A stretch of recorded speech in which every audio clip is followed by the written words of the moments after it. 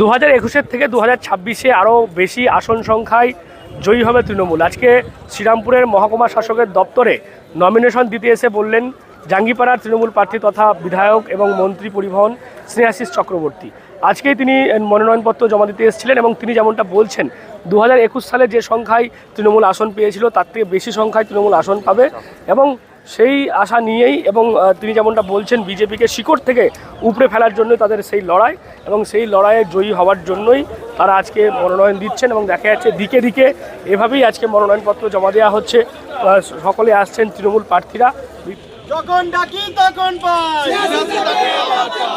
যখন ডাকি তখন পাই, তখন পাই।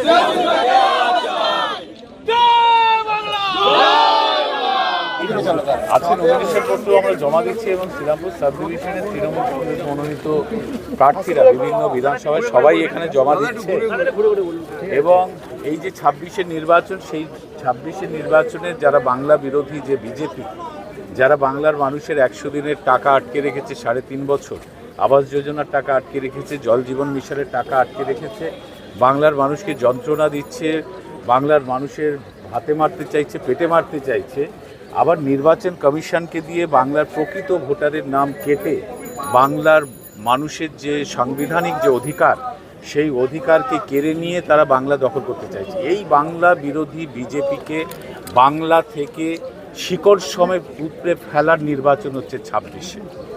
যারা বাংলার সংস্কৃতিকে ধ্বংস করতে চায়, যারা বাংলার কৃষ্টি সংস্কৃতির ওপরে আঘাত করে, বাংলার সম্প্রীতিকে ভেঙে দিতে চায়, সমাজকে টুকরো করতে চায়, সেই সমাজ বিরোধী বিজেপিকে বাংলা থেকে ঝেঁটিয়ে বিদায় করার নির্বাচন এই 26-এর নির্বাচন। দেখবেন এই 26-এর নির্বাচনে 26-এর নির্বাচনে বাংলার মানুষ বিজেপিকে সমূলে উৎখাত করবে। আমরা সেই লক্ষ্য নিয়েই এগোচ্ছি, কারণ বাংলা রবীন্দ্রনাথ ঠাকুর, নজরুল, বিবেকানন্দ, নেতাজির বাংলা।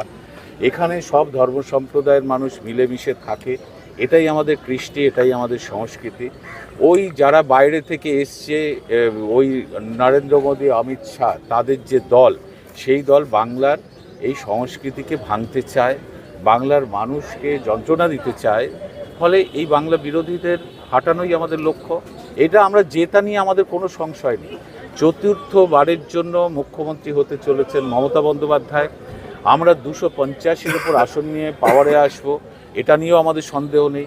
আমার কেন্দ্রে বিপুল ভোটে, আগের থেকে আরও বেশি ভোটে, 40-50 হাজার ভোটে আমরা জয়ী হব, সেটা নিয়েও আমাদের কোনো সংশয় নেই। আমাদের আসলে লড়াইটা হচ্ছে বাংলা বিরোধী বিজেপিকে বাংলা থেকে উৎখাত।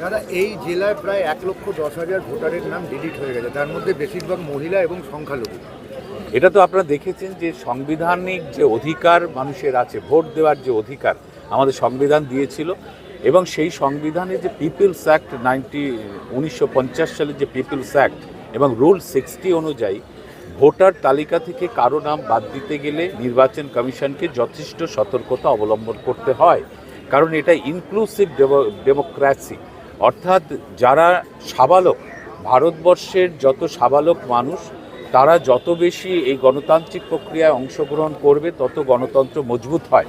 কিন্তু এই বিজেপি নির্বাচন কমিশনকে দিয়ে যথেচ্ছাচারে প্রকৃত ভোটারদের, বিশেষ করে মুসলিম কমিউনিটি মানুষ এবং বিশেষ করে মহিলাদের নাম কেটে বাদ দিয়ে দিয়েছে এবং অন্যায্যভাবে এসআইআর চাপিয়েছে বাংলার ওপরে। আমাদের মুখ্যমন্ত্রী মমতা বন্দ্যোপাধ্যায় বলেছিলেন যে আপনি 26-এর পর এসআইআর করুন, রাজ্য সরকার সহযোগিতা করবে, সময় নিয়ে করুন। কিন্তু যে কাজটা 2 বছরের, সেই কাজটা 2-2.5 মাসে করতে গেলে প্রকৃত ভোটারের নাম বাদ হয়ে যাবে। আমরা সেটাই দেখলাম যে 2002-এর সাথে লিঙ্ক নেই 32 লক্ষ নো ম্যাপিং ছিল। সেই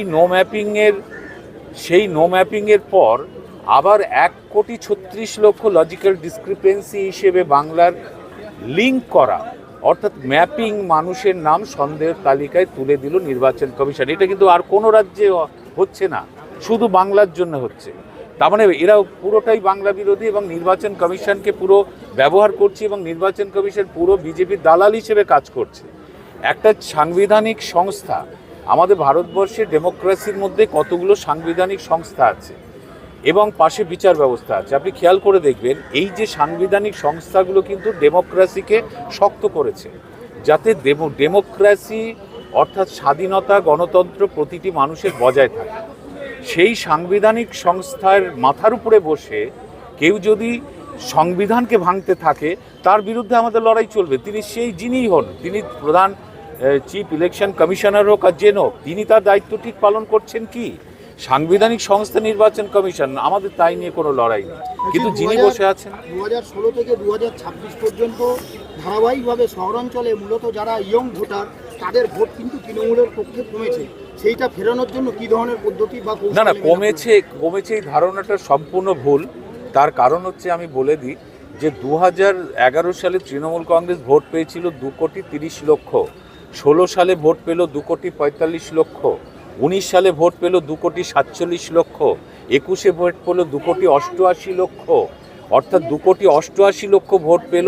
এত ভোট বাড়লো এবং পশ্চিমবঙ্গের ইতিহাসে একক দল হিসেবে কোনো রাজনৈতিক দল আগে কখনো এত ভোট পায়নি। তাতে আপনি কোন সিদ্ধান্তে এলেন যে ইয়াং জেনারেশন তৃণমূল থেকে সরে গেছে? সরেনি কেউ। মমতা বন্দ্যোপাধ্যায়ের ডেভেলপমেন্টে মমতা বন্দ্যোপাধ্যায়ের প্রতি সমর্থন সর্বস্তরে সর্বশ্রেণীর মানুষের বেড়েছে। তবে আর যুবকদের জন্য যে কথাটা বললেন, সেটা অবশ্যই যুবকদের কর্মসংস্থান, তাদের জন্য আমাদের সরকার সবসময় কাজ করছে। এমএসএমই সেক্টরে ভারতবর্ষের মধ্যে ফার্স্ট হচ্ছে পশ্চিমবঙ্গ। আমরা সরাসরি 1,35,00,000 মানুষ এর সাথে যুক্ত। 90 লাখের ওপরে ছোট এবং মাঝারি ইউনিট রয়েছে বেঙ্গলে। আমরা বেকার সংখ্যা 40% কমাতে পেরেছি, যখন সেন্ট্রাল গভর্নমেন্টে 45% বেকারত্ব বাড়ে। তো তবুও বেকার যুবকদের জন্য আমরা একটা যুবসাথী প্রকল্প মুখ্যমন্ত্রী সম্প্রতি এনেছে, আপনি দেখেছেন। প্রায় 87 লক্ষ যুবক যুবতী এটা ফর্ম ফিল আপ করেছে, তারা 1,500 টাকা করে মাসে পাবে। বিরোধীরা এটা বলছে যে কোথায় চাকরি, এটা ভাতা, এ দিয়ে কি হবে? কিন্তু বিরোধীরা এটা বুঝতে পারছে না যে একটি বেকার শিক্ষিত ছেলে যখন রাত্রিবেলা বাড়িতে ফেরে, যখন তার মা বলে যে তোকে তো বাবা কষ্ট করে পড়াশোনা শেখালো, তাহলে তুই এবারে একটা কিছু কর, বাবার পাশে তুই দাঁড়া, তখন সেই ছেলেটা সেই গ্লানি নিয়ে কিন্তু সকালবেলা বেরোয় কাজ খুঁজতে। সে সরকারি কাজ হোক বেসরকারি কাজ হোক, তাকে শহরে যেতে হয়, কলকাতায় যেতে হয়, শ্রীরামপুরে আসতে হয় গ্রামগঞ্জ ছেড়ে। সেই ছেলেটা সরকারি চাকরির জন্য ফর্ম ফিল আপ করতে তার 200 টাকা লাগে, 500 টাকা লাগে। যখনই বাড়ি থেকে বেরোয় অটো চাপতে, টোটো চাপতে টাকা লাগে, ট্রেনে চাপতে, বাসে চাপতে টাকা লাগে।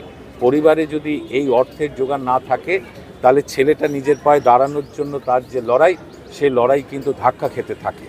মুখ্যমন্ত্রী মমতা বন্দ্যোপাধ্যায় একজন মা হিসেবে, দিদি হিসেবে তার পকেটে 1,500 টাকা ঢুকিয়ে দিয়ে বলছে, তুই তোর জীবনের যে লড়াই করছিস এটা তোকে সাহায্য করবে। বলুন কোথায় অন্যায়? অর্থাৎ যেটা স্নেহাশিস চক্রবর্তী বলছেন যে তাদের জিত নিয়ে কোনো সন্দেহ নেই, জিতবেন অবশ্যই, এবং আসন সংখ্যাও বাড়বে এবারের নির্বাচনে 2026-এ। তবে তাদের লড়াইটা হচ্ছে মূলত এই বিজেপিকে উৎখাত করা, একেবারে শিকড় থেকে, পশ্চিমবঙ্গ থেকে, এই নির্বাচন থেকেই তারা উৎখাত করে দেবেন, এমনটাই আজকে নমিনেশন দিতে এসে এই তৃণমূল প্রার্থী জাঙ্গিপাড়া স্নেহাশিস চক্রবর্তী বললেন।